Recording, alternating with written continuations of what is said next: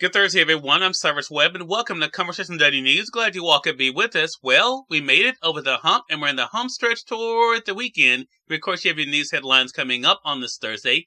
With a message from my book, Words I Choose to Live By, and in today's Entertainment Spotlight, you'll be part of my conversation with Royal Correspondent and author Valentine Low, discussing his new bestseller, Courtiers, Intrigue, Ambition, and the Power Players Behind the House of Windsor. You don't want to miss that.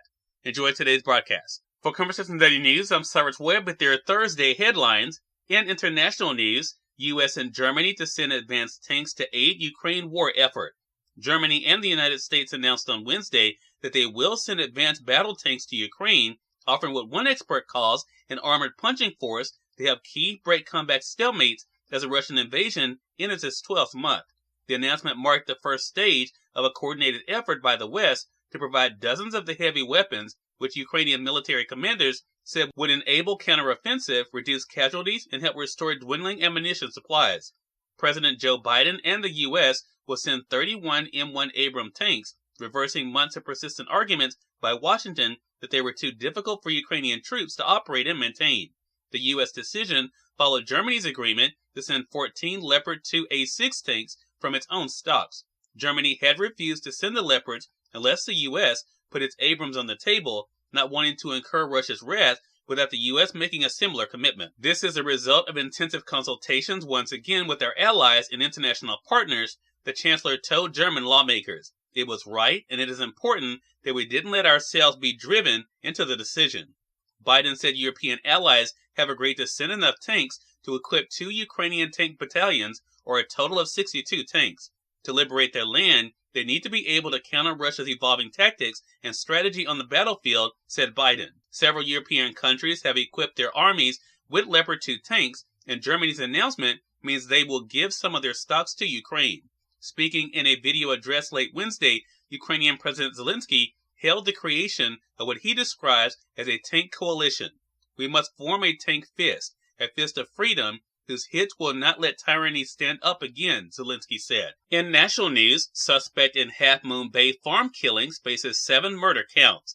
A farm worker accused of killing 7 people in back-to-back shootings at 2 Northern California mushroom farms was charged Wednesday with 7 counts of murder and 1 of attempted murder. The suspect, who Conversations Daily News is not naming, made his first court appearance on Wednesday. Meanwhile, the San Mateo County Coroner's Office identified 6 of those died in shootings the sheriff's office has called workplace violence without further detailing a motive.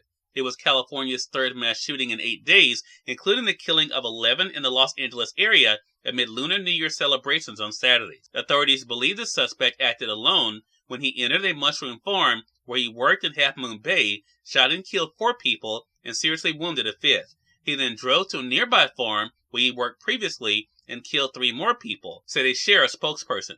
The charges include additional allegations that could result in the death penalty or life in prison without parole, though Gavin Newsom, the governor, has issued a moratorium on executions. Among those allegations are that the suspect used a gun, caused great bodily injury, and killed multiple people. In more national news, storm system dumps heavy wet snow on Indiana and Michigan.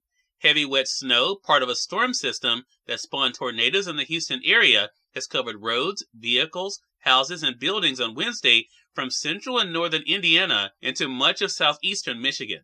About 6 inches of snow were expected to fall in the Detroit area, where 4 inches was reported before noon in eastern Indiana on Wednesday, just southwest of Fort Wayne, said the National Weather Service in northern Indiana. Snow also is in the forecast for late in the week and over the weekend. Schools and businesses remain closed in parts of Oklahoma, which saw snowfall totals between 1 and 6 inches across central and eastern parts of the state. In entertainment news, Justin Bieber sells rights to Baby and Rest of Music catalog. Justin Bieber's record-breaking pop hits from Baby to Sorry are no longer his after the superstar sold the rights to all his early career music. The Canadian-American pop star's 6 albums, including his most recent album Justice, are part of the massive catalog sale deal with a UK-based music investment company.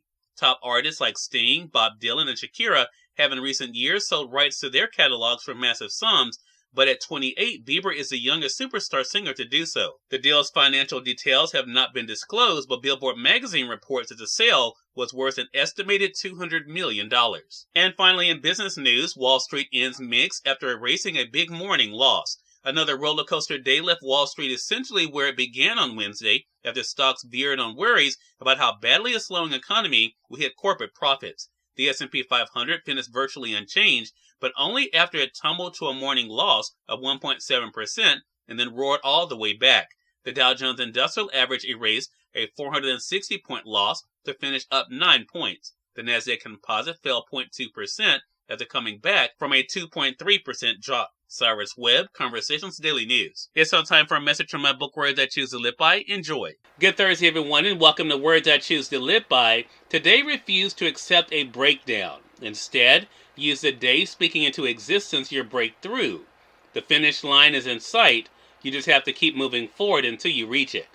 Have a great Thursday. Valentine Low is in today's Entertainment Spotlight. We're here on Conversation Daily News. For Conversation Daily News, I'm Cyrus Webb with the Entertainment Spotlight. Royal Correspondent and author Valentine Low joined me on Conversations Live, the radio show, to discuss his new best-selling book, Courtiers, Intrigue, Ambition, and the Power Players Behind the House of Windsor. Here's a bit of our conversation. Valentine, thank you so much for the time. Really appreciate it. Thank you for having me on the show. Yeah, the pleasure is definitely all mine. Well, as I mentioned, the book is already a critic's pick for Amazon, already a bestseller as well. It's just officially out this week. What has it been like for you, Valentine? This is something that is really a part of your wheelhouse of covering the royal family. What has it been like for you to see not only the interest in the book, but also the response to it? It's been very gratifying because there are an awful lot of royal books out there. What I was trying to do was write it from a different angle, a different perspective. The people who work there. It's much more rather than concentrating on as well the celebrity side of royalty.